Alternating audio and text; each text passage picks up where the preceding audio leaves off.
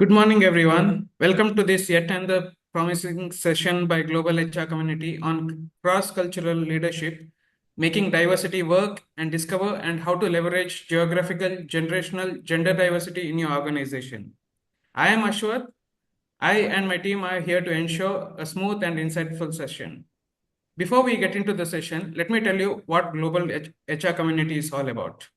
The Global HR Community is community of people managers that brings together people managers, business leaders, HR professionals, entrepreneurs, and students to promote excellence through people in individuals, organizations, and the society at large through our guiding principles of connect, learn, and grow. The GHRC, as it is popularly called, has been founded by Sri Ramesh Ranjan, ex-CHRO of Schneider Electric India, Srikant Arimanitaya, ex-CHRO and Global Head of EY Delivery, and Dr. S.V. Nathan, ex-CHRO, Deloitte India. In a short span of 8 months, we have almost around 1,800 members and enlisted Britannia, Machani Group, Questcorp, TE Connectivity, Natural Remedies, iValue, Carlon, and Higher Gain as our corporate members. Honored with India 5,000 Top MSME Awards, ranked among the top 10 HR communities in the world by LinkedIn, we are proud to have a thriving community of more than 6,000 followers on LinkedIn, reflecting our global impact and influence. GHRC has cemented its position as a leader in the HR space. In addition to it, we have been selected for final round of NHRD Best Startup Contest. The platform is built under the guiding principles discover, connect, learn, grow, and contribute. When it comes to discover, we have more than 50 self-assessment tools and cutting-edge insights to uncover your potential and thrive in people management and leadership. Where you can connect and join a global network of more than 1,800 professionals to build meaningful relationships, access mentorship, and collaborate on impactful initiatives.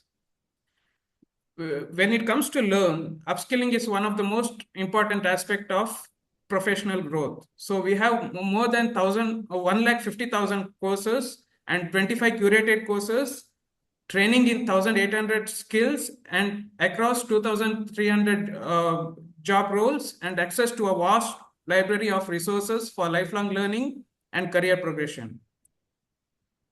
When it comes to growth, you can accelerate your growth with a job board, gamification features, and opportunities to participate in exclusive events and workshops.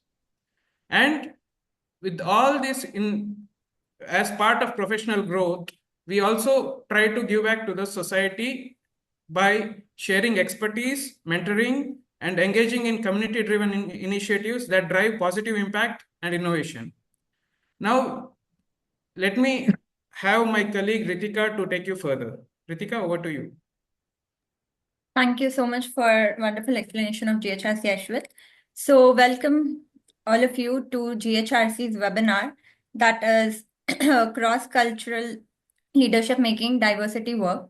So our distinguished speaker, Tarun Agarwal, he is a founder of Empinetics Research Labs and Technologies, a visiting professor of game theory at NMIMS, a member of Indian Academy of Neuroscience, and a sales director at Tata Communications. So to make the session an impactful and relevant one, I have dropped a poll in the message. So I want all of you to, fill that form to give our speaker a good view of the audience. Thank you so much, Tarun. Thank you, Ritika. So it's not in the poll form. So what you can do is just write which function do you represent mostly currently. Don't go to the form right now. The form is for later.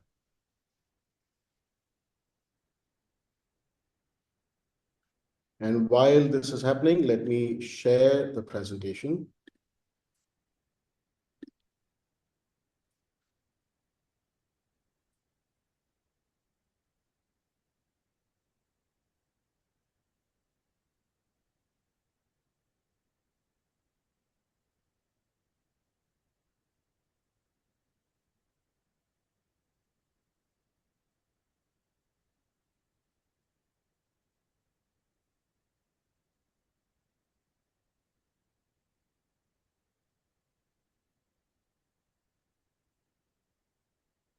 right? So we see representation from various functions, diverse functions. Okay, Rina says 1, 2, 3, 4, 5. All of them. So thank you, everyone. So first of all, thank you, GHRC, for hosting this and creating this webinar. And I'm quite honored to present our learnings. And I really appreciate everyone who's taken the time out to join the webinar today. And even though this was rescheduled by an hour, it shows your commitment to learn about some of these concepts that we're going to share today. So clap for each other. And as we get more responses, and I'll go through them as we speak, let me get started. What I'm going to share today, I am Tarun Agarwal, and as Ritika said, in addition to teaching at NMIMS, I run an organization called Empinetics Research Labs and Technologies. And what we're trying to do with that organization is to narrow the gap between industry and academia, research, and figure out how might we scale empathy. And doing so, understand a lot more fundamentals about empathy and what really stops us from becoming empathetic. We share about that. Generally, what I'm going to share today takes me about 2 full-day classes to teach, and then at least a 90-day practice for all the participants. So today's webinar is more like a short masterclass. I hope you have your note-taking tools. I prefer paper and pen. Whatever you prefer, use that and take some notes. And I think that would help us with your questions in the end. I'm going to try and keep this within 75 minutes so that you have another 15, 20 minutes to ask your questions, and I can clarify some of them. I think you will have a lot of questions. All right, so let's get started. Now, I think before some of you joined in, Ramesh was talking about how do I see Trump's movement towards DEI initiatives. And yes, so we're seeing DEI facing a lot of flack, and it's being led by 2 of the most powerful people that we know in our world today, Elon Musk and Donald Trump.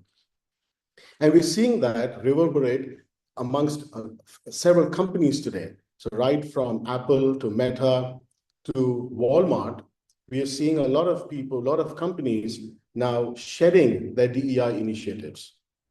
And what they're saying is necessarily that what we have done with DEI initiatives, specifically diversity, is that we have, in our urge to respect diversity, we have created preferential treatment of some groups over the other, while the whole idea was to not discriminate between people. So we ended up discriminating between people. Well, the problem that we see is not really the understanding of diversity. It's in the urge to measure, are we respecting diversity now? Do we understand diversity and respect that enough or not? And therefore, we started measuring with a demographic number measure, which is a weak metric. We're looking at, well, let's have 5 of these, or let's have 1 of that, and 10 of these in the mix. And therefore, we can prove that we're respecting diversity enough in our organization. That is a weak metric. But if you simulate in your mind, think for a moment, and if I randomly pick 100 people, so let's say you're living in a housing complex, think about 100 people in your mind, any randomly 100 people. The more time I give you to think about it, you'll probably not just see one kind of person. You will see multiple types of people. You'll see men, women, children. You'll see people with different clothing, maybe people coming from different states, different cities, talking different languages, which means diversity is default. Whether that is people coming from different cities, states, countries, whether you have from different generations, or whether you're different genders, or even within your organization, some people would be representing sales, some people would be representing marketing, working with product, working with engineering. And so you have cross-functional diversity within your organization. So the need for us, rather, is to leverage the strength of diversity. And how do we do that?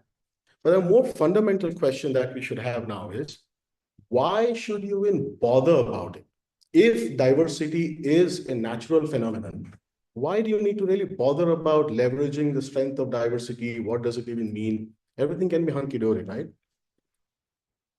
Think about these three companies. And if anybody is in their 20s here, then maybe you would not know what Mr. Mukesh Ambani is carrying. And I'll tell you what that is. Well, rest of us who's probably in the 30s or 40s would know what that is. Now, there are three commonalities between these three companies, these three pictures. Two of them I'm going to share, and let me see if you can tell me the third. All of them are from telco companies. It's mobile devices. All three of them are pioneers. Nokia was one of the companies that beat Moore's law and brought in new handsets every 12 months. BlackBerry is a company that gave us the first company to give us safe email exchange on their phones and network connectivity, internet connectivity. And this one is RCOM, the initial avatar or the initial plan of Mukesh Ambani, which now is Jio, but a completely different avatar. Reliance Communications actually made mobile technology reach every nook and corner of India. Overnight, everybody could own a mobile phone. I was a student, and I had to go to STD booths and make very expensive calls back home. Next day, once it was launched, next day I had a CDMA phone in my hand for $500. What's the third thing that's common between these companies? Can anybody tell me?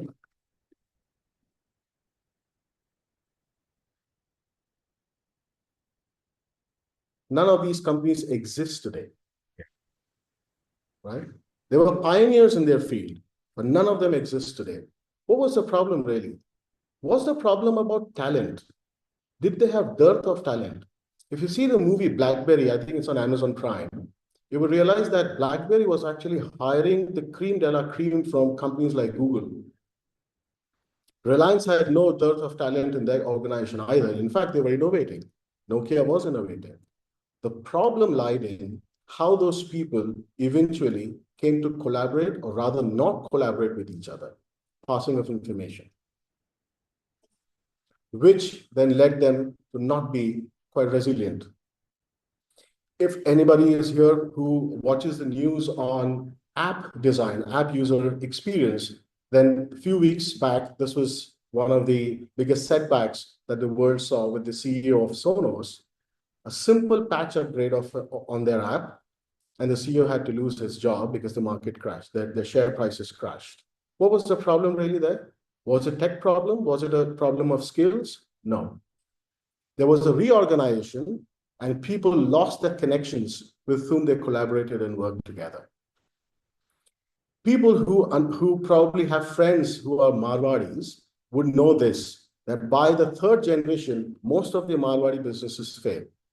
And I'm one of them. I'm the third generation. And then the third generation strives to rebuild, catch up on their entrepreneurial spirit and try to build something. But as we go forward, we're going to see a lot of scaling up on family businesses, which will require people to understand how to take in diverse perspectives. So it's not really about diverse demographic numbers. It's more about being able to take in diverse perspectives. Why do we need to do that? As we said, if we don't do that, essentially what we're doing is we're digging our grave, and we're ensuring that the organization might be productive today, as was Nokia and BlackBerry and others, and as was Sonos as well, but it won't be resilient to what's going to happen tomorrow. Resilience means that you have strong fundamentals so you can absorb difficult news, but at the same time, you have to be able to adapt to change. And now this world is going to be defined by AI. It's already being defined by AI, which means the pace of change itself is changing, right? In that case, if you're not able to adapt to that particular change, then yes, your organization is going to suffer. What that means to HRs, that means that you need to be able to spend more time doing strategic work and less time solving interpersonal issues, because that's where you're stuck right now. And why should you not be solving interpersonal issues? Because that is something that people should be able to do it themselves. And if you don't solve your interpersonal issues, you're not able to bring people together. People will not be able to come together and then help the organization become resilient. You can't change anything unless you take in diverse perspectives. For business, what that means you want to avoid costly reworks and your costly litigations that we're seeing now, including posh litigations, and your costly guffaws, as we see with the recent one with the CEO of L&T. On an individual note, what does that mean to you? No organization is made up of functions alone, of course. They're made up of people, which means individually you need to learn to be resilient as well. And you need to understand that from the point of view of your individual well-being as well. I think after 2020, there has been quite a big wave on mental well-being, and we did our research as well in 2020, and we realized that the three problems with mental well-being were stigma, adherence, resistance, and all of that. A fundamental problem with mental well-being is there is no individual well-being without interpersonal well-being. Whether it's a burnout issue or a psychopathological issue, you're not going to be able to heal and sustain that healed state of mind unless you have people around you. If you're lonely, there is no well-being. That's the point that I would like to leave you with on why building in individual well-being is most important for you. Now, the question is, how do we go about it? Well, we know what to do, why to do, all of that. But how do we go about it? For this, we're going to go through a few fundamental concepts of understanding what emotions are and what emotions are not. The next 5 minutes, I'm going to share a few keywords. And through those keywords, I'm going to try and explain what emotions are. And I'm going to share some myths about emotions that we know today, and hence what emotions are not, and which will give you a good grounding on how to think about emotions going forward. So let's start with the brain, right? Your brain constantly stimulates what is happening inside and outside your body based on your past experiences. That's what our brain does. Our brain is not a thinking machine. Our brain is not supposed to be thinking. That's not what the brain has evolved for, actually. The brain has evolved to predict. And these simulations are to predict what's going to happen, likely to happen next based on your past experiences, because predictions conserve energy and maintain your body budget, okay? Which is our brain's management of resources like glucose, oxygen, and all of the vital elements for survival. So let me give you an example. Say you feel a dull ache in your stomach right now, if you do.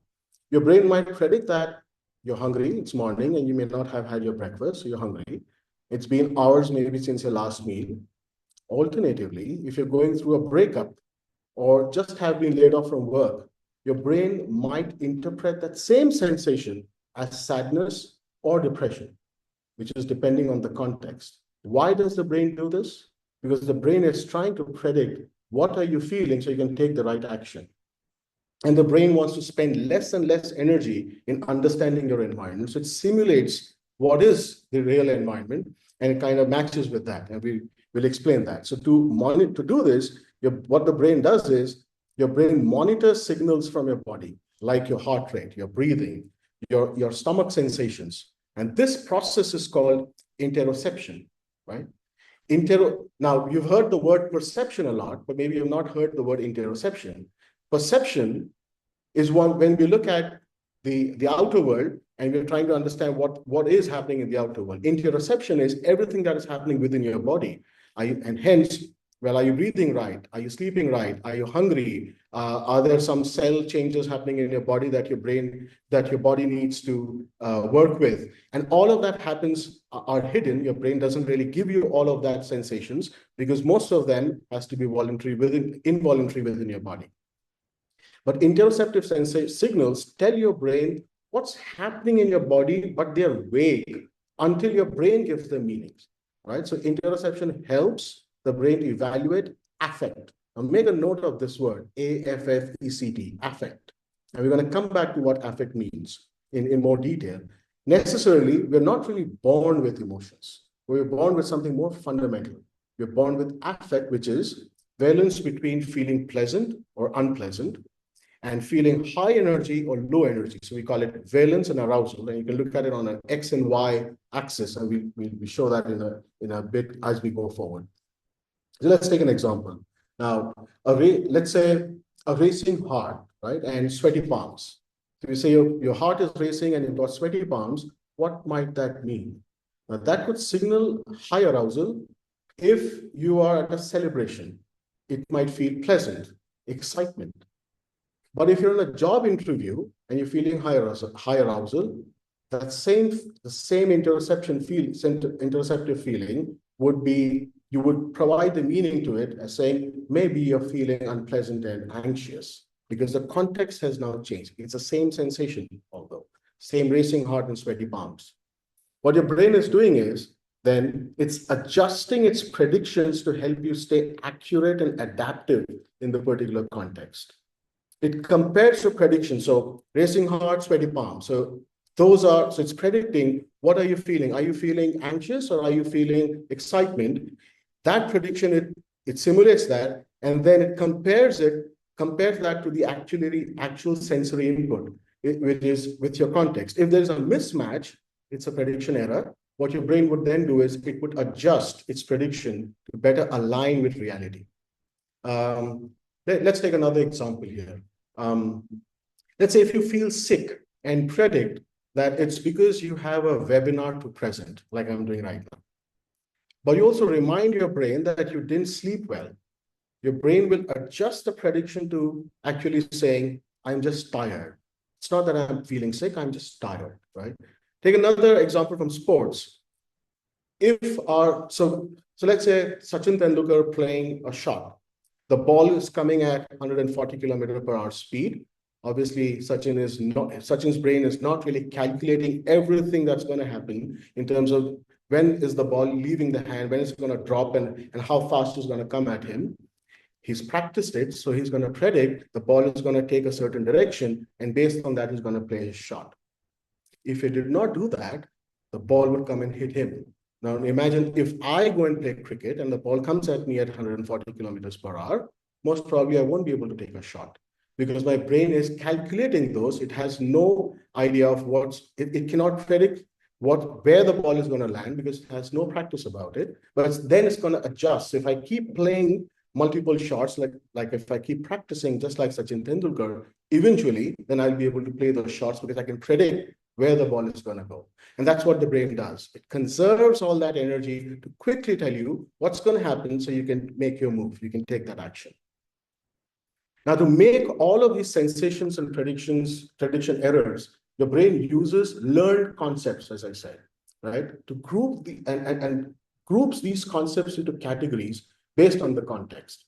Now, these contexts are all shaped by our culture, language, and past experiences. So necessarily, emotion concepts and categories allow you to navigate your environment efficiently without overanalyzing every sensation. Again, we took the same example. We're going to take that again. The racing heart and a tight chest this time, right? Now that might be categorized as fear, right? If you're walking alone in a dark alley. So the context is you're walking alone in a dark alley. The sensations are racing heart and tight chest. The meaning that you give to it is fear. Now you need to have the concepts of fear. So you need to know what fear is. You should have had that past experience, or it has been culturally taught to you. And then you need to have concepts of walking alone, dark alley. So when you do those for the first times, you realize some sensations and don't really know what it means. And maybe your parents expressed fear and you learn that, well, that's what those sensations mean, that it's fear. Or it can be excitement if you're about to open a surprising gift. Same racing heart, tightness in the chest, but you're about to open a gift. And the feeling that you get is basically what you construct. You tell that, well, I'm not feeling fear, what I'm feeling is excitement. And your brain does that within milliseconds. Now, language, hence, plays the bigger role. As you see, what you're saying, fear, excitement, or is it surprise, right? All of that is controlled by language. And this is one of language is the biggest and the most profound invention, I would say, discovery of mankind. Every species uses some form of language, but human language is incredibly diverse, it has incredible depth, and it has got such a variance that you can understand concepts and you can store them as predictions. It helps you conserve a lot of energy. So language refines our emotional concepts and gives us emotional granularity. So like affect, use this, so take down this another word, emotional granularity, and we're going to come back to this slightly later. Now, this helps us label and interpret emotions more precisely. As I said, racing heart, tightness of chest. What does it mean? Now, if you have to each time think about it, then your brain is going to be consuming a lot more energy to understand how you need to act in that particular environment. However, you have a word for it now, and you have a context. So because of that context in word, the brain stores it, the brain tells you, well, this is exactly how you're feeling. Now, let's take an example here, right? But before that, so now what the higher granularity improves our efficiency and makes it easier to choose the right response to the situation. So now, instead of saying that you feel bad, like if you just use the 3 words, I feel sad, I feel mad, and I feel bad. Now, for every situation, if you're using those 3 words, it's complicated for your brain as well to figure out what should be your action in a certain situation, because everything is bad. Rather, what you might be saying is, I feel overwhelmed in this particular situation, let's say, or I feel frustrated in this situation. Each of them gives you a different cue, gives your brain a different cue of what should your action be. Although it feels that it's all coming because it's innate, it is not. You have absorbed those concepts, trained your brain to think in a certain way and act in a certain way. Now, your brain interprets emotions within a social reality created by, as we said, your cultural norms and values.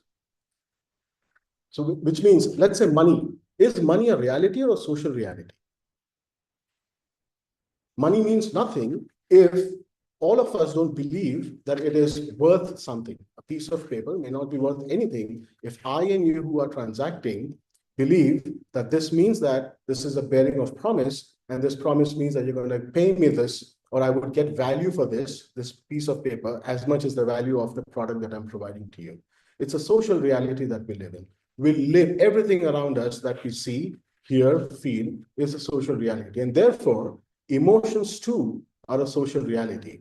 In a certain context, and we'll come to that, in a certain context, a certain feeling, if 10 people agree that yes, that is a feeling, then, well, that is a feeling. And if none of them agree that that is a feeling, then that is not really the feeling that you could express in that particular context. Let's take an example. Let's say shame. In certain cultures, in certain environments, shame might be an empowering expression in a certain culture. It might be seen as a tool for growth. But in certain other cultures, like maybe in Japan, you would see shame used as a tool for growth. You get support. But in another culture, let's say an American culture or a few other Western cultures, shame is seen as a weakness, right? And if you're showing shame, expressing shame, it just means that probably you don't know enough. You don't know what you're doing, or what you've done is probably wrong. Therefore, emotions not only help us maintain internal balance, but also motivate behaviors that strengthen our social bonds. I and you have to agree what I feel is what you also feel. And if you don't agree, then we don't really establish a bond.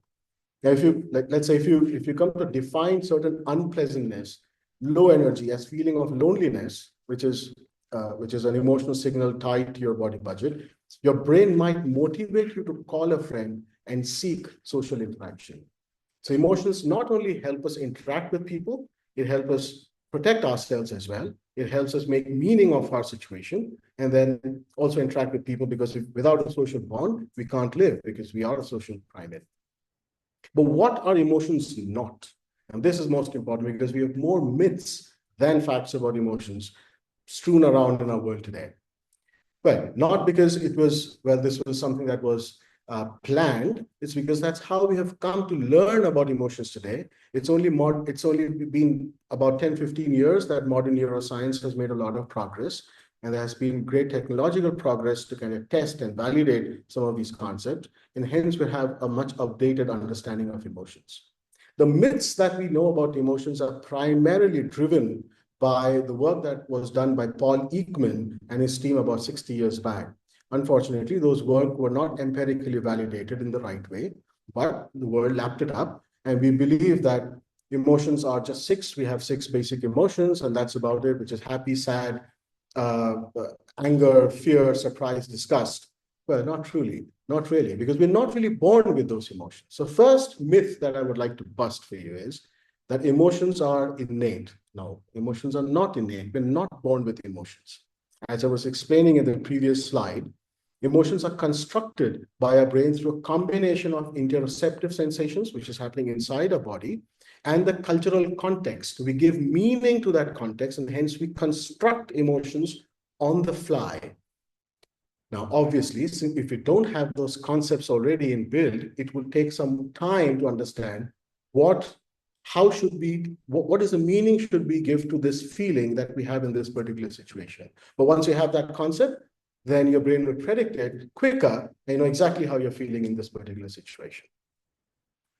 For instance, let me give you an example. Right now, my throat is drying up. Now, I could give it a meaning that I'm feeling anxious because I'm sharing, because I'm talking in a webinar, and I do well when I talk in front of people that I can see, and I don't do that well when I don't see people around me and I'm only on a video. But not truly. I am feeling parched because I'm talking for a long time now, and I'm not really used to talking without keeping my throat wet. So I don't feel anxious, not at all. Let me take an example of why emotions are not innate and what's the proof of that. So the Tahitian culture, they lack the concept of sadness. Didn't we say that that's one of the basic emotions found by Paul Ekman and his team? Well, they don't even have a concept of sadness. They have a concept called FIU, F-I-U, FIU, which is a sensation for emotional exhaustion or apathy or frustration, which we don't have an equivalent word in our language, in English, but we can understand that concept with few other words that we have in our concept. Fatigue, which is felt during illness. A similar feeling that they have is what they call for FIU, but what we know as sadness, they don't have that, which means, let's say if you're sad and you're going to probably create this face, although facial expressions are also not true, facial expressions are not universal. There's no one way to show how you're sad. In fact, nobody does this. Nobody does this, right? They would not express sadness. They would not say that this is sadness, okay? Another myth. And so if you have any questions around these myths, make a note and we'll answer them. We say that emotions have distinct biological fingerprints. And this was popularized by various studies in the past saying, well, our brains, because of more phrenological studies, that our brains have compartments, and the whole concept of triune brain, that we have a limbic system, which is responsible for emotions, and then we have the rational brain, which is responsible for doing all the thinking. Not true. Not true, not at all. There is no consistent fingerprint that exists for emotions anywhere in the brain. There is no one part of the brain that is responsible for emotions. In fact, there's something called degeneracy. Many neural systems, many neurons come together to express the same emotion or same feeling. And then it could be one neuron expressing multiple emotions as well, which means multiple neurons coming together to express multiple emotions as well. So there's no single fingerprint in the brain that would say, oh, this is the emotion you're feeling because I could see this brain map. Not true. What does this mean? There is no universal facial expression for any emotion. There's no universality in that. Let's take an example. Yeah, fear. It's popular, and even our psychological books that we read in the first year, we read that amygdala is responsible for fear. Well, not true. Amygdala is responsible. So we have seen blood oxygen levels spike up in the amygdala when people were feeling various other emotions as well, or when they were in a different state of pleasantness or unpleasantness and arousal levels as well, not just when they were saying that they felt fear, even when they felt anger and few other feelings as well. So amygdala plays many other roles in the brain rather than just be responsible for fear. And so variation is the norm, and this should give us the hint that by default, every human being is diverse. There is diversity in life's experiences, in how we have learned from our culture, and then how we have picked up ways, contexts, and how to behave in those contexts while living in various other cultures as well. So every human being has got a very unique way of expressing their own emotions.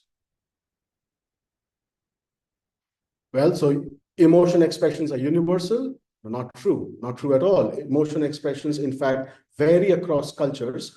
And so let's look at this image of this person from the Himba tribe.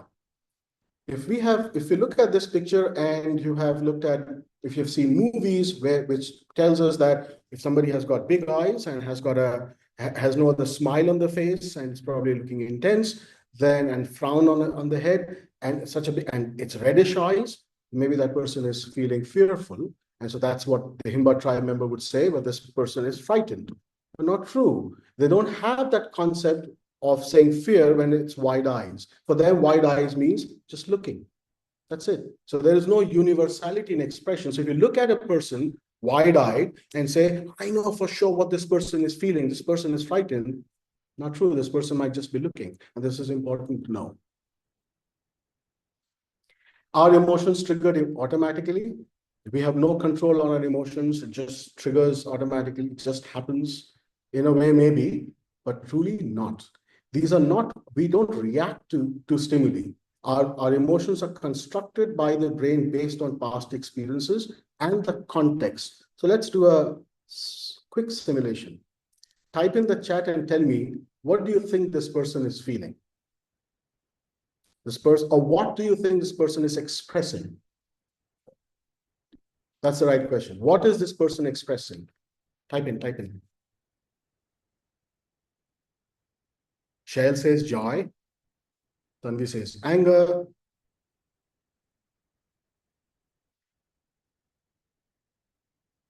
Frustration, victory. Okay, those who are saying joy and victory, I'm quite curious if they already know the context. Oh no, Samir says, oh no. Yeah, fear, the expression of shock. Or maybe surprise. I don't know, what does oh no mean? Because oh no can have different meanings in the way it is expressed. Oh no, or oh no. Anxious. All right, so here's the context that I'm gonna take. So we don't know the context of the situation. Can anything anger, triumph? Yes, absolutely, I'm saying. Right. So this is the image of Serena Williams when she won a point and extremely important points she won. So this is that same image, but I just flipped a little, straightened it up, and cut out the entire context. Well, what she's expressing probably is excitement, right? The excitement of win. And so emotions are not really triggered automatically in a situation. You learned how to behave in a certain situation. So let's look at some of the people in sports that we know. Sachin Tendulkar, we rarely see him show this level of excitement in the field. But is he not excited when he wins a match, or when he's struck 100, or when he takes an important wicket? He does. We see Virat Kohli expressing in a different way. Venkatesh Prasad, so popular. He generally is calm, but then we know one episode, one incident when he was not, right? Let's look at this image floating around for the last few days. Everybody recognizes this, I hope. Elon Musk, he did a salute. Some said this is a Nazi salute. Elon Musk is not respecting the plight of Jews, and he's siding with him. He's probably approving Hitler. Some said, no, this is a Julius Caesar salute. He's celebrating victory. Then people like us, Indians, who have no concept of what this salute means, for us, it's just noise. We don't know what to make of it. But in that context, our brain obviously wants to make some meaning. It would say, I don't know what this means. I have a different context. So it looks like Elon Musk, I have read news that Elon Musk went to Auschwitz. I've read news that Elon Musk has spoken about the plight of Israelis. And generally, he comes across somebody who holds everything very high when it comes to about humanity. He's working, at least he's vocal and saying that he's working towards humanity. If we're seeing some of his work, which are really good for humanity, maybe then all he's doing is just thumping his chest. I could only see that. I didn't make any meaning of this, right? And so just to bring this point around again, we make the emotion that it triggered in us when Elon Musk made that gesture. What were the emotions that triggered in us? It was not really automatic. It was our construction that our brain made based on our own past experiences in the context. So people who would say it's a Nazi salute are don't really like Elon Musk that much, right? Those who are saying Julius Caesar salute love Elon Musk. And maybe some of us who are still neutral and trying to figure out our way out is saying, we don't know what this means, but it looks like a man thumping his chest because of victory. Are our emotions reactions to the world? No, our emotions are not reactions to the world. Our emotions are actively constructed. And so if you see the word that I keep reiterating, it's the word construction. We are constructing emotions given the context and our brain uses predictions based on our internal body states and the external sensory input, right? Example, if there's a stomachache that can be, our stomachache can be experienced both as a hunger, if we are sitting at a dinner table. Let's change the context that there's flu and you're not at a dinner table, you're in office, walking into office, it's COVID season. Well, you're probably nauseating. Or if it's a stressful event, same stomach ache, you might be feeling as anxiety. So these are not reactions to our world. It's not something that we react to the world with. It's something that our brain is predicting, saying, well, in a context like this in the past, this is what it meant. Maybe this is what you're feeling. Why? Because the brain wants to trigger the action that you should be taking so that it can survive. Because your brain's actual job is not to think. It is to protect you, to help you survive so you can procreate and pass on your genes to the next generation. That's what the brain does.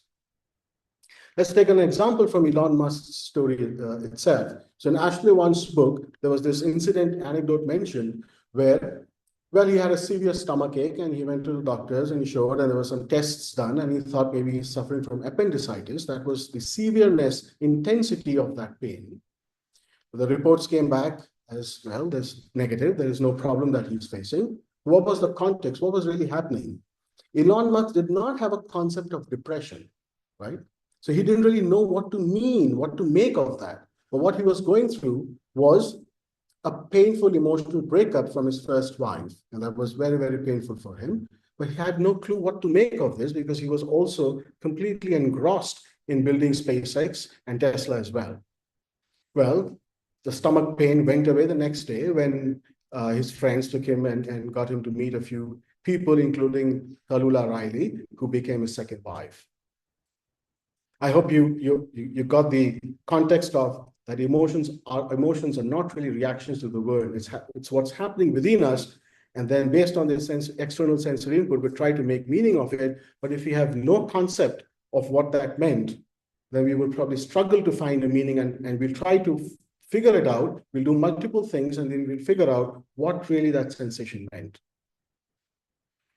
Two more myths that I'd like to bust on emotions, that the emotions that we have evolve and it's the same emotion that everybody feels. So it's coming from the same idea that emotions are universal, it's innate, and therefore there's a fixed set of emotions that evolve. The basic emotions, we have only these 6 emotions, and we've evolved, and these have evolved, and that's all these emotions are.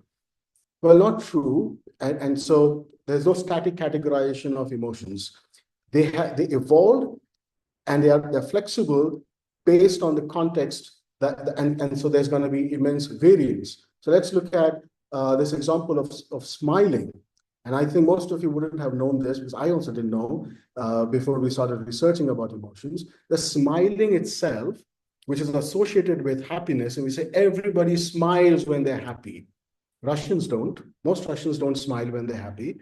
And in fact, smiling as a gesture to express happiness was only popularized in the 18th century when dentistry improved. Similarly, let's look at another example, anger. Do you express your anger by thumping the table when you're in an argument with your boss? Maybe not. Or if you do that, maybe you're doing it because you've learned it while watching a movie and you think that's the right way to express your anger. In another context, you might express your anger in a different way. So how would you say that all emotions, let's say the basic set of emotions that you might say, well, there are only 6 emotions, then they have evolved in a fixed way. We have different expressions for different emotions. And the moment your expression changes, that means the emotion has changed. It's better to give it a different meaning, a different word, and not use the same word for the same emotion. So anger, thumping the table, give it a different word. Let's say, well, in Hindi, we would say, bhadak jana, bhadak gaya, right? And anger, where you're calm and you're just kind of probably scheming what to say, what to do next, or how to express it, you might say, thanda gussa hai, iska, gussa hai, ye naraz hai, right? Take another example of, I think most of you would know who this person is, Shreya Ghoshal, one of the most popular and melodious singers that we have, and the context is Indian Idol. What do you make of Shreya Ghoshal crying? Is she sad? No, she's not sad. She's moved to tears because of the song that somebody has sung, and she's moved to tears because of that talent. And these are tears of joy. And by now we know that in a lot of cultures, we have this expression, tears of joy, ye khushi ke aansu hai, right? And so this brings us to that point that there's no fixed evolution of emotions. Emotions are expressed in different ways, which means we understand the feeling that we have in that particular context and give it a different name, a different emotion. And finally, and this is the most important one, we think emotions and rationality, cognition, perception, thinking are all different states. They are distinct from each other. But in fact, the same neural mechanisms that we see for cognition or perception or thinking are used for emotions as well, because emotion in principle is not distinct from cognition or perception. Let's take an example, okay? Imagine red apple.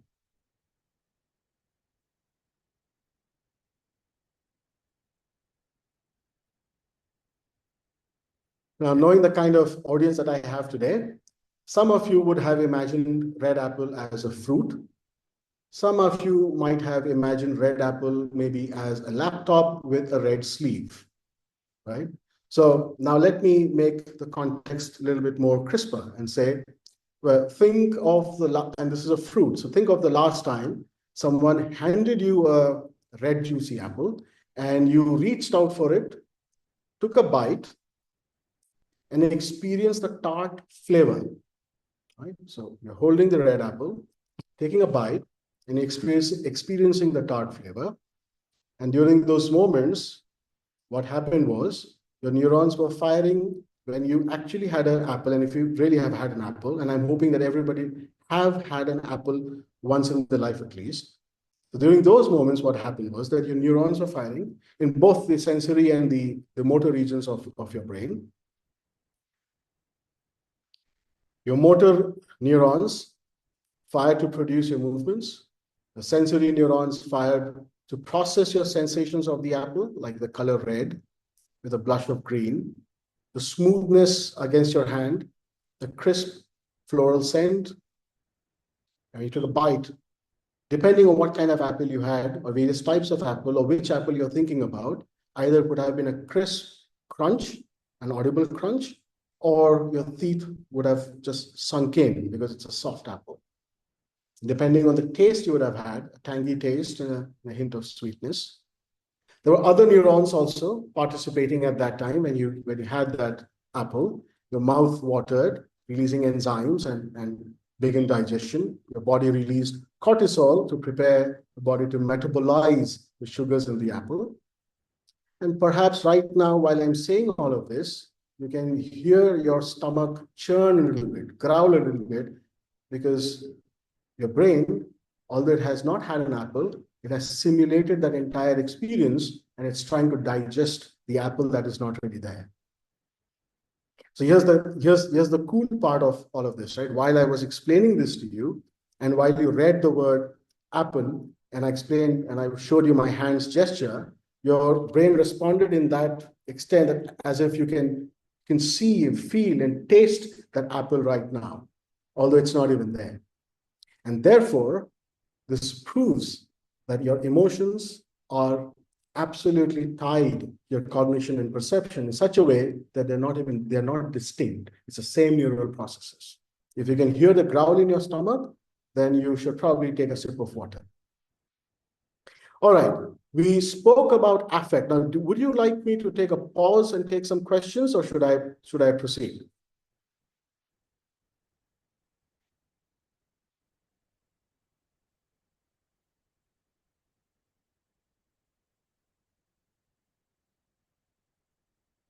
Okay, we spoke about affect, right?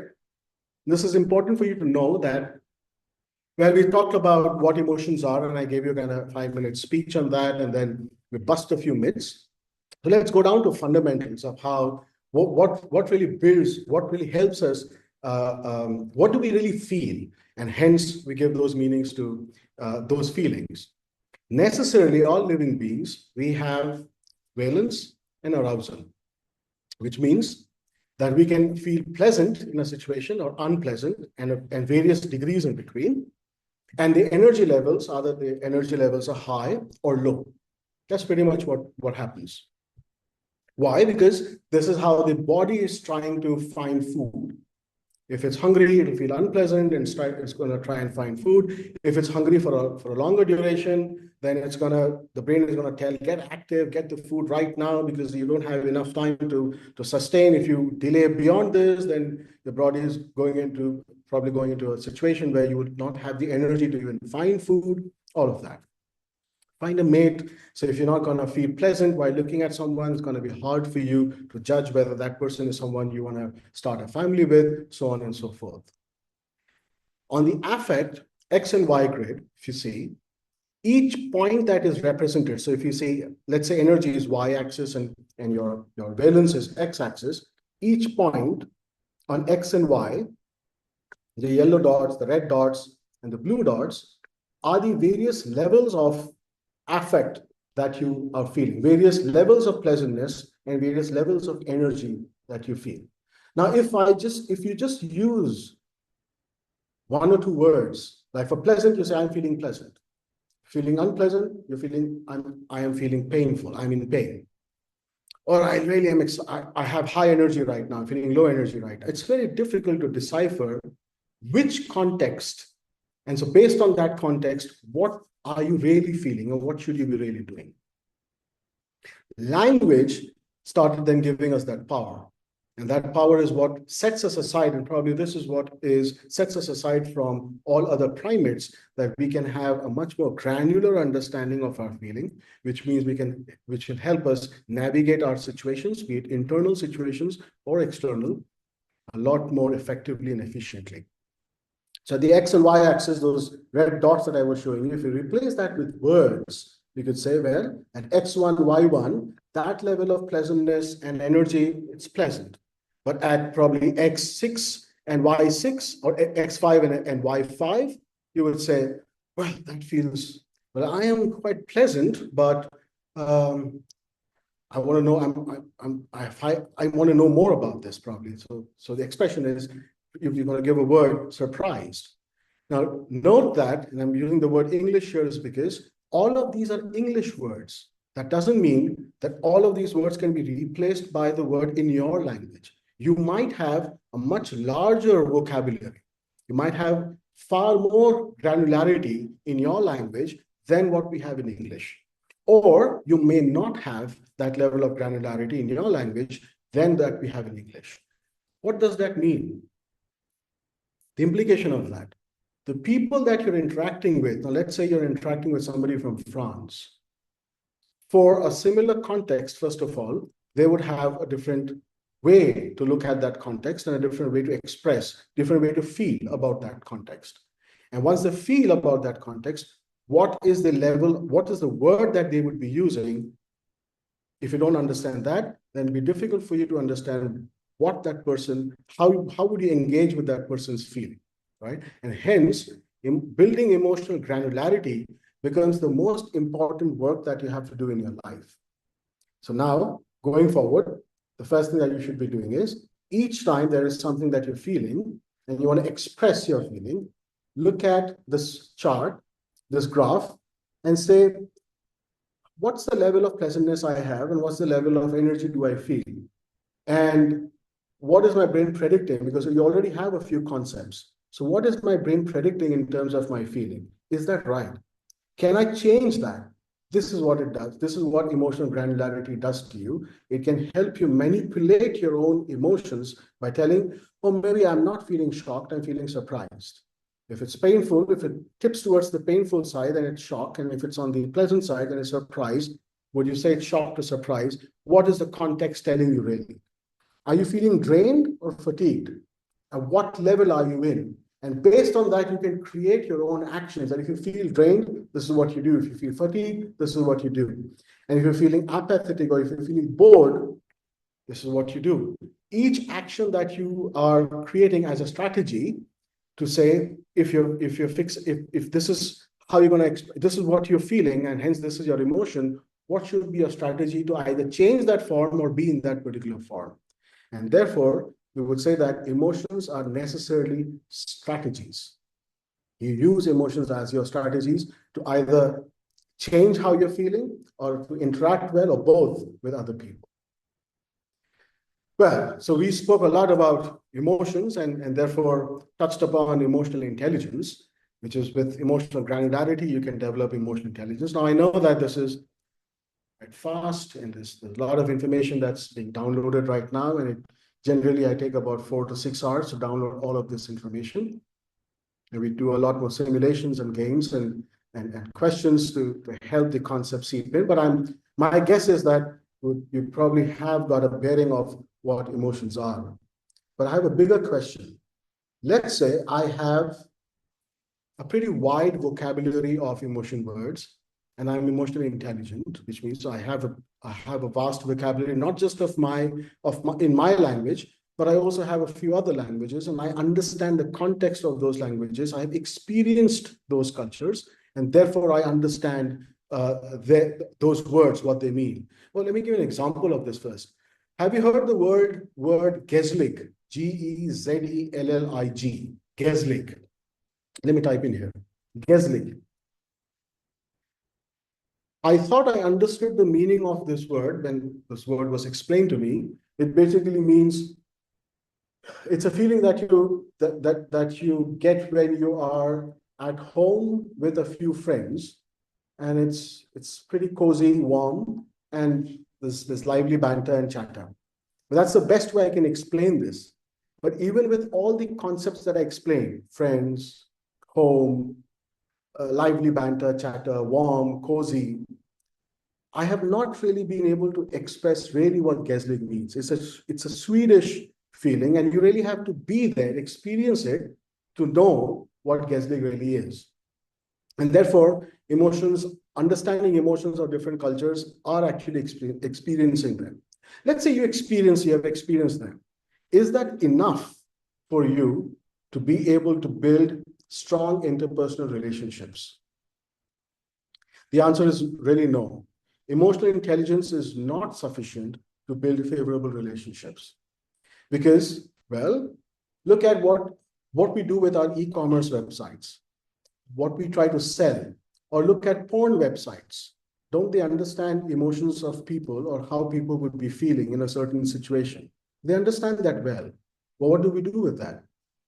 We can exploit people if we have that level of intelligence to understand what that person might be feeling. Yes, we can go ahead and exploit them depending on what are our resources and what's our context. But what does that leave us to be?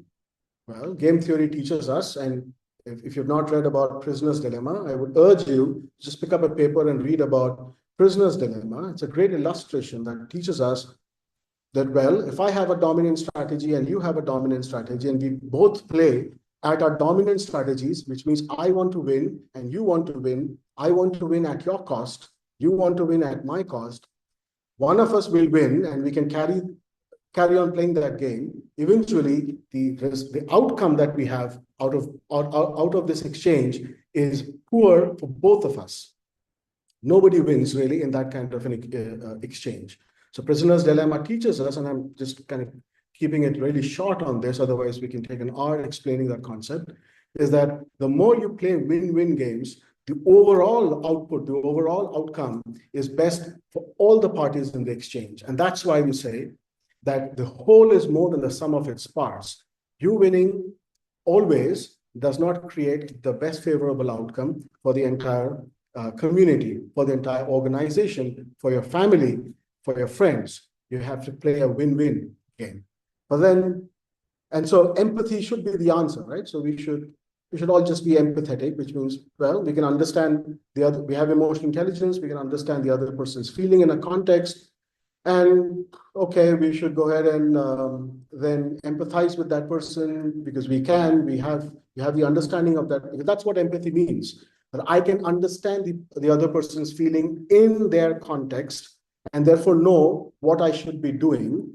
But that doing can be either exploitative or it could be a negotiated action. But we have to understand where are the pitfalls of empathy. Empathy may not be the right answer. I would say it is, but well, since empathy is also being pasted as a form of exploitation, so we would say favorable empathy instead of empathy. So what are the myths surrounding empathy? Let's go through that. Well, that empathy is inherently unbiased. If you're empathetic, you're going to be unbiased. Not true. In fact, and this is what we're going to share in the next, I think, 4 or 5 myths that we're going to bust. And it's going to be the same idea that I'm going to keep reiterating. Everything is all about in-group and out-group. If you are part of, so people that identify with you, that agree with you in a certain context, the probability of you empathizing with them is higher, and you're treat them a lot more preferentially than people who are from your out group.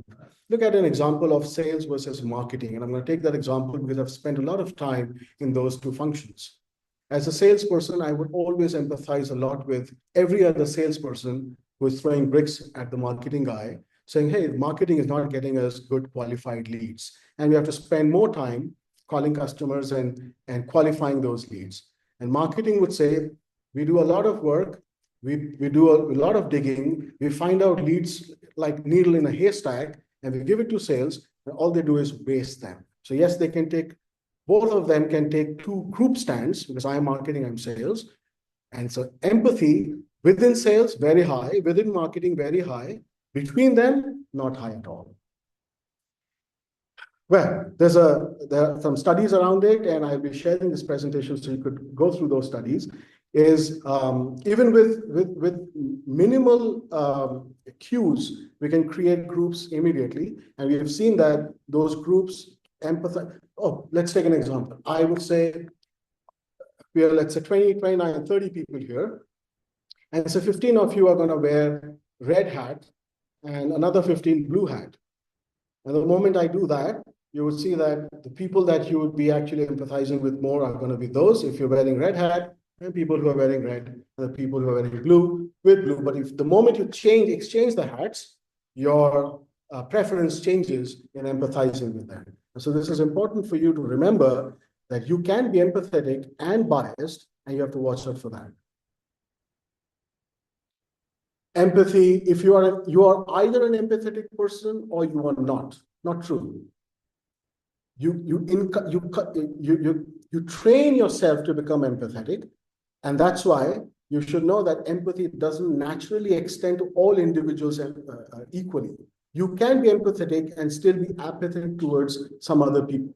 And again, studies for them show that the neural responses that we see, even when we do neural imaging, we look at the anterior cingulate cortex and the insular regions, and we see which areas kind of show more blood oxygen levels. And we see that when it comes to thinking about people from within our own group, let's say family, friends, our own coterie or clique, as you would say, We see more firing happening there, and we see less firing happening in those regions where we don't identify with those groups. So whether it's black or white, you will see I might be very, very empathetic towards people, again, who I know, but again, and not with people who I don't know. And that is important. And it's, again, panning to the same myth that we shared earlier, but it's slightly different, that it's even if you're empathetic within the group, it's possible that you're not equally empathetic towards each one of them. Your personal equations matter. And if you're empathetic, then it promotes fairness. Well, I think by now this should be like this would be your natural flow of thought, that if I am not going to be empathetic between groups, and if within the group as well, if I might have different levels of empathetic reactions, then most probably I'm not going to be fair towards some people, and maybe overly fair towards some other people. And research indicates this, and we see that whether it's a communal problem or any other problem that we see wokeism, all of that is all manifestation of this point, that empathy by itself does not promote fairness. I might take up a cause and say, well, this cause is dear to my heart, so if anybody who is objecting to this or who has a counter view, I should not let them speak. Their voices should be stubbed out. And so then your empathy is not really promoting a fair dialogue, right? You want to know that. Another one, and so if it's not fair, which means it doesn't always, it's not reliable, it's not a reliable attribute which can guide moral behaviors. In fact, we see more immoral actions because we're empathetic with a certain group. And all of the communal riots are owing to that. So what have we learned so far? So that empathy can make you biased. Empathy does not promote fairness. Empathy does not promote moral behavior. And you can be empathetic within a group with a few individuals and not be with a few other individuals. And finally, that empathy can change with context. You might be empathetic with a certain group and people in a given at a given time. And once the space and time shifts, which means the context changes, your feeling of empathy towards that person can also shift, which means it is not a stable trait. Again, to connect to the same point as we were saying, you're not born empathetic or apathetic. You create that habit, right? You learn to be empathetic, and it's context that kind of defines how empathetic you're going to be in that particular context. Knowing this is important for you so that you can keep this in mind. And when you practice, and so we come to that how do you keep all of this in your mind? All of this understanding of emotions, all of this that you know about empathy, it's all good gyan. But you're going to forget all of this in a moment, just after this webinar, by evening, once you're out playing with your kids, your friends, going out with your friends, you're going to forget most of this, right? And so it's important for you to be able to apply this knowledge in a certain way and be able to measure, are you developing the habit of favorable empathy or not? Which means what? Are you going to be vulnerable when you're empathetic? Absolutely, yes. Because if you're going to take perspective of another person and trying to understand the other person, then you're exposing yourself to the other person to take, well, the person can exploit you. So you are vulnerable.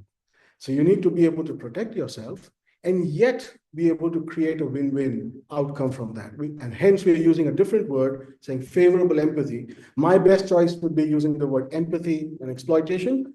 But since in academia, we're seeing a lot of, where we're saying empathy has a dark side, and so we're getting flack for empathy, we're saying, all right, so let's kind of, why not use emotional granularity? And so this is what we're talking about is creating favorable empathy, where you create win-wins rather than just empathy that can be exploitative as well. And so to do that, the idea is to use the concept of cybernetics, which means create, and we'll help you with a tool, to create a tool or a mechanism that can give you feedback, that creates a feedback loop for you, that constantly you know whether you're being empathetic or not. And therefore, what should you be doing without burning out? That's another problem with empathy. If you do it without understanding where you're going to apply this energy, then you're going to soon burn out and not be able to be empathetic when you need to be. Because if you are going through distress, your interoception is telling you, sensations are telling you that you're not feeling well, and you're on that affect graph. You're going to put yourself feeling probably in fact tired or drained or maybe depressed. It's going to be very hard for you to have the energy, because you're so low in energy, to have the energy to take the perspective or even understand the other person. If you don't have the concept, then you have to work with that, and you have to fetch information to try and understand that person. You won't be able to. Your apathy levels will be pretty high if you're not calm, if you don't have a great body, if you're not healthy, if you're not sleeping well, not eating well, not exercising, then the probability for you to take perspective of the other person is also going to be incredibly low. And so you need a feedback loop, a mechanism to be able to tell you, where are you standing in this particular context, and how should you be? So should you take a step back, or do you have the energy right now to be able to engage?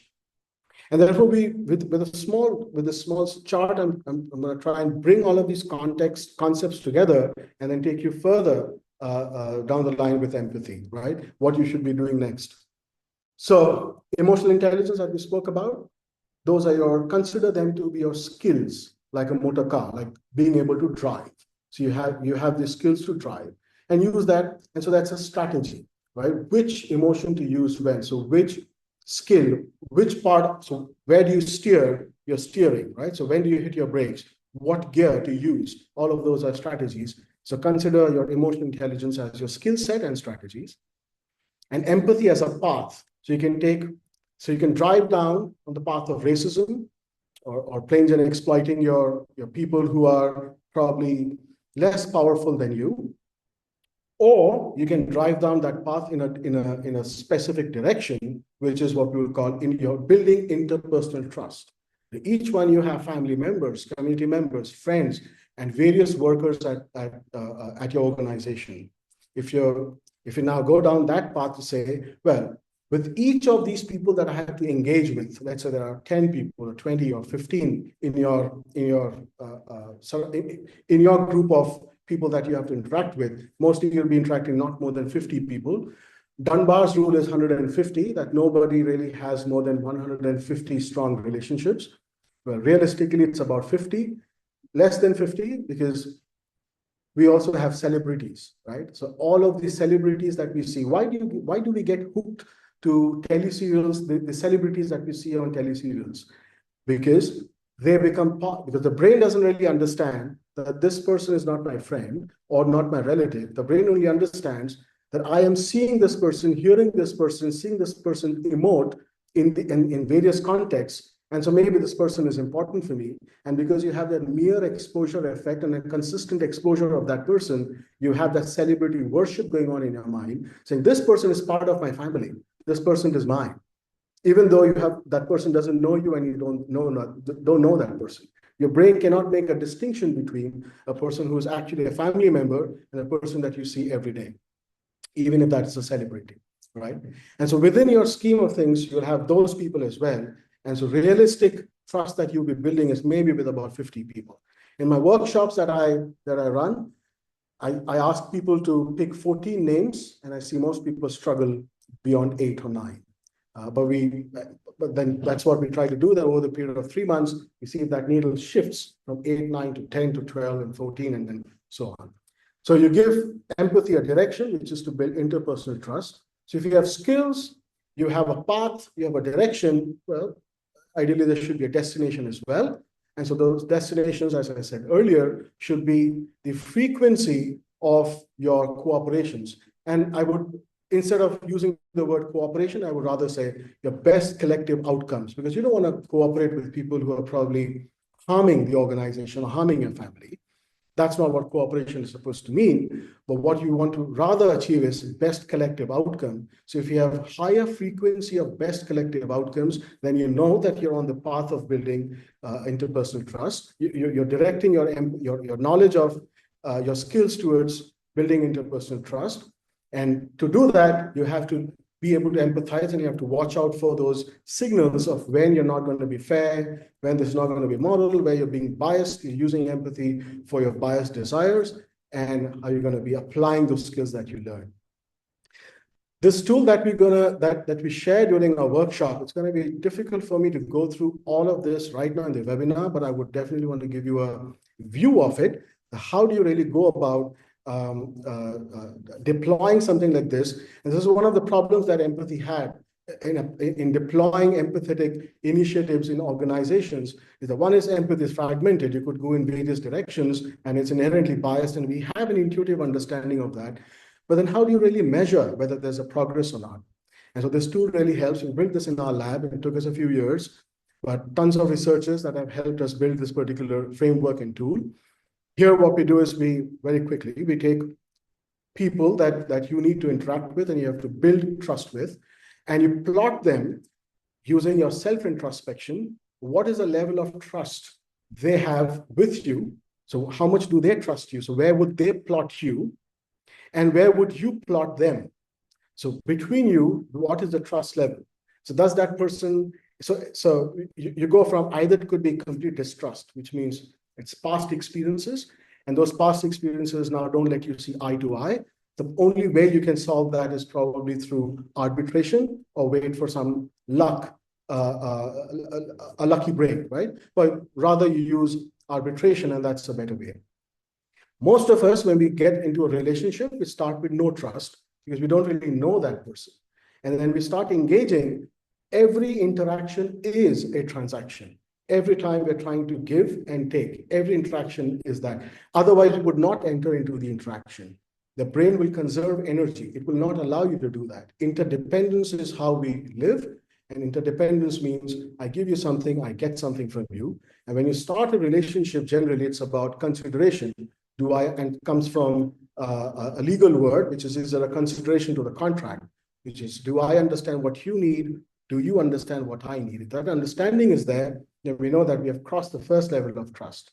And we move to the next level saying, well, we understand what we need from each other, but are we capable to provide that? So has that capability manifested? Is there proof of that concept that, yes, you would provide what I need? So have you been able to do that in the past? And then we move on that particular level of trust saying, well, yes, this person is capable. We can be at different levels of trust. That I could place you saying, well, this person is capable of providing what I need, but I'm not sure if this person is capable of giving me what I need, right? Okay, and unless you move level in a sequential manner, you would be confused about that relationship. And so this framework allows you to see that into perspective as well, which means you'll see situations where you'll say, I know this person can provide, this person is capable, but I don't like the way this person interacts, or some of the ethics this person engages with. We'll have to deal with that. Unless you deal with that, really, then the trust level cannot be moved to the next, which is your highest level of trust, which is a concern where you're not really looking at your short-term outcomes, you're looking at a more long-term outcome. And even though it's friendship and you know that you're not really expecting anything out of this person, but that's really a fallacy. There's always an expectation in a relationship. Every relationship, there is an expectation. It's just that, is it right now? The expectation is to be fulfilled, or maybe 15 years later. So this tool helps you to kind of put all of this into perspective, use your knowledge to see if you can move the needle for each relationship on the trust levels. And that way you can see whether you're building that habit of seeing or interacting with your skills and being able to develop that habit of empathy without burning out. Before I close, I want to share a few books that I think you must read. Even if you're not a reader, I would say pick up this book, which is, if you're not a reader, then pick up Power of Us. It'll be a simpler, easier read. And if you're already a reader, then I would say, please pick up the first one, which is 7.5 Lessons About the Brain by Dr. Lisa Feldman Barrett. I consider her as one of my gurus. Her lab is doing one of the most cutting edge research on emotions. And I think after Darwin, I would say what she has given us is, I would set her quite in line with what Darwin has given us in terms of understanding about the origins of human beings. And so she helps us understand the origins of human emotions. I would also request you to read this book, Between Us, How Cultures Create Emotions by Padja Mesquita. This is a great after read after you've read 7.5 lessons about the brain. And definitely read The Power of Us, where you can get some of these concepts that I shared about empathy might come out in terms of a few stories. I hope you've made a note of these books. Take a snapshot, take a screenshot maybe. In any ways, I'll be sharing the presentation. And finally, what I would request you to do is, because I know that in 90 minutes, sharing this information through a webinar, it's not the best way to teach all of these concepts. And so I conduct these programs for corporates, but I believe this year, what we should be doing is, because when we do it just with corporates, then we're really limiting the spread of this information and helping the world, the world become more empathetic in the real sense. Scale empathy, which is our mission, which is the mission of Empinetics. So what we want to do is we want to conduct more open house workshops. So let me know if you would like to join an open house workshop. So what you could do is copy paste this link. I'll put it in the chat. Don't click on it, copy paste it, because if you click on it, this is an HTTP link. If you click on it, then it goes into HTTPS, and then you'll have to correct it and all of that. So just copy paste this. Let me give it to you and fill up this form, just a couple of questions that will help me then know what to design, how to design, and whom to invite, and all of that, right? So just fill up this form.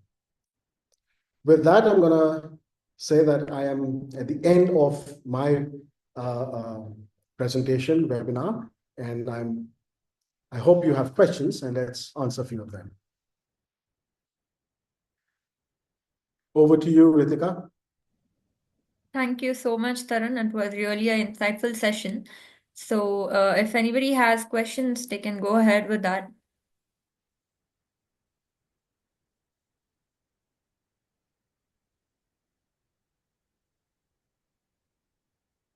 Yes, Ramesh, EI is not a guarantee of good relationship.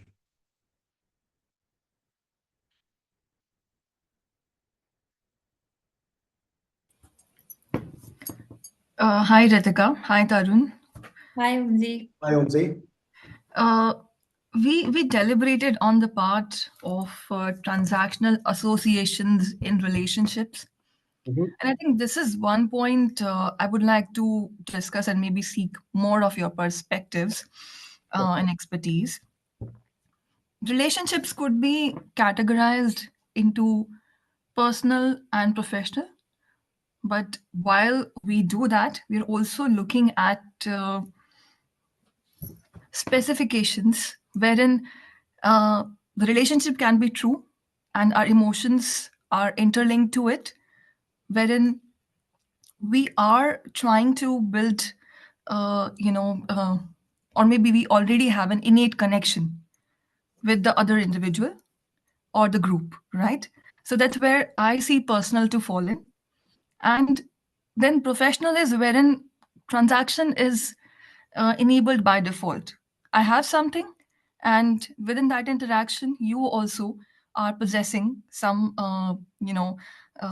transactional attributes, and wherein that exchange is leading us to an advancing direction, and maybe something we go both benefit out of that connection at that stage, or maybe at a later stage. So now the question is about harmonization, wherein there at one stage there is selflessness, and at the second stage there is transaction. So what would you suggest, or maybe would want to advise on about bringing that balance and having that impact stabilized? So maybe what I'm going to say is not popular, but here's what I'm going to say. Every relationship starts transactional. Even a mother-child relationship is transactional, although we go with some of the premise in our brains that, well, since she's a mother, she's going to take care of all our needs, even if I behave the way I want to behave. But not true. The mother disciplines us, and if you're not disciplined, then the mother doesn't provide to us what we need. It is a transaction. However, over a period of time, some relationships, and that's the idea that you should have, that you want to go towards, that how many relationships can you take from knowing that person, not knowing that person, to going to a level where you have concern for each other. How many relationships can you push towards that level? So consider every time that each relationship is, each interaction with a relationship is a transaction. It's probably going to be short-term or long-term. If it's long-term, we're looking at a more relational type of relationship because you've moved to that level. And if you have not moved to that level, then it's still transactional. You might want to do a litmus test of all your relationships to see really what's the nature of this relationship. Are you talking yourself into saying that this is someone that I have great concern for, and this person also has great concern for me? Or do you really have empirical evidence to support that? And so you can obviously adjust your needle, your perspective accordingly. Thank you. You have actually introduced a very good element towards analyzing. And it'll be good to, in fact, begin with this practice. Thank you.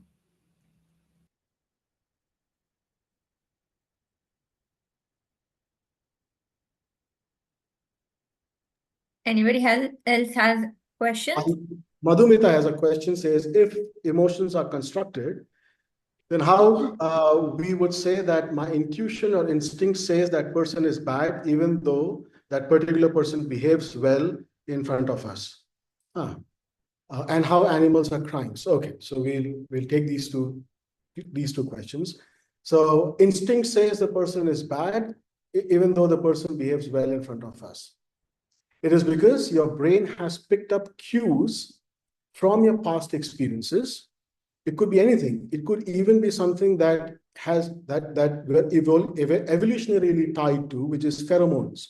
We might be getting a hint of pheromones, and the brain is saying in your gut that there's something wrong here, something fishy here. Although you could be completely biased and it could be completely wrong. Let's take the example of one of the studies done early 2000s in an Israeli court, in a few Israeli courts. So when do judges allow bail applications or grant bail applications? And lots of data were picked, and when it was analyzed, the realization was right before lunch, most of the bail applications were rejected. And right after lunch, most of the bail applications, depending on what was the normal consistency of granting them. So it was granted at the normal consistency, but before lunch, most of the bail applications were rejected. What was happening then? Well, before lunch, the judges were feeling hungry, but they were not sensing hunger. What they were sensing was a gut feel that this person is wrong, right? So emotions are the meaning, the constructions that you create at that particular moment based on your past experiences. Once you have this understanding, you want to just slow down your thinking, as Daniel Kahneman says, apply systems to thinking, just slow it down a bit to understand what this sensation really means. And so what are the various contexts so that you can predict as precisely, as accurately as possible. Now, the second question that you asked is how animals are crying. Well, you are perceiving that as crying and sad. Animals also feel pain. So we said affect, right? So you're pleasant and pain. So they are also feeling affect. And when do we cry? We don't.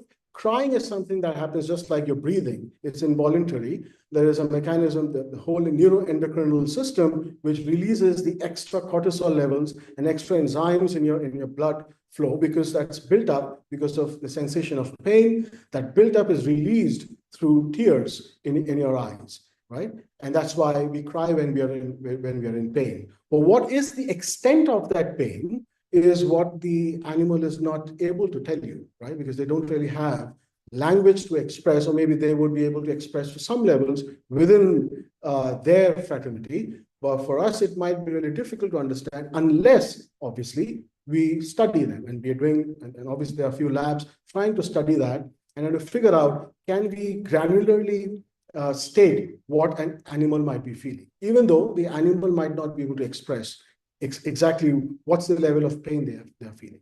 Crying, therefore, is a more neurobiological mechanism of shedding your excess cortisol enzymes and hormones in your body than expressing mere sadness. And we touched upon that when you're sad, it's not necessary that you cry when you're in pain or when you're sad. No, well, if you look at people who go to fight for us in the borderlands and they are struck by a bullet, maybe they're not crying, maybe they are. We don't know, but we can probably assume most of them are not crying. They're probably overstimulated with energy to kind of fight back rather than cry. I hope I've answered those questions.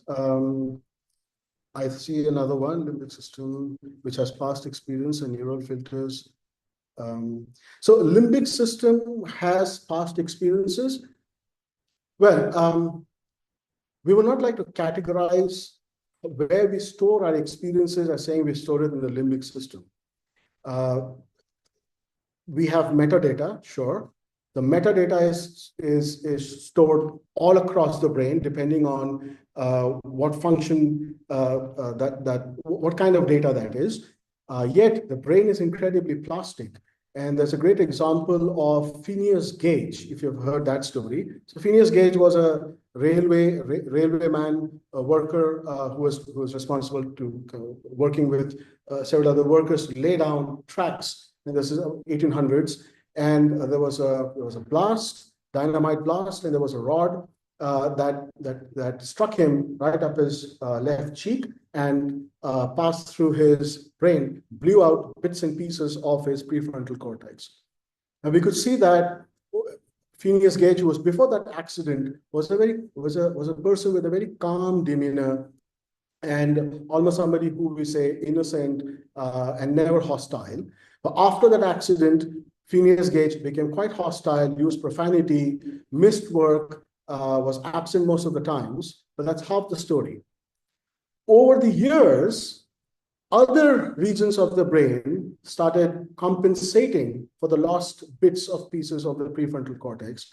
And yes, Phineas Gage came back into acting out how he used to act before. The brain started helping him.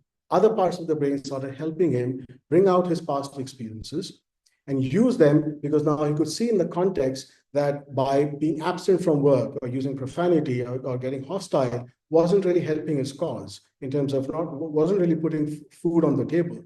And so you have to survive. The brain is going to use all its mechanisms, all its might to help you survive. So no, the past experiences are not really saved in the limbic system. It's all over the brain, everywhere.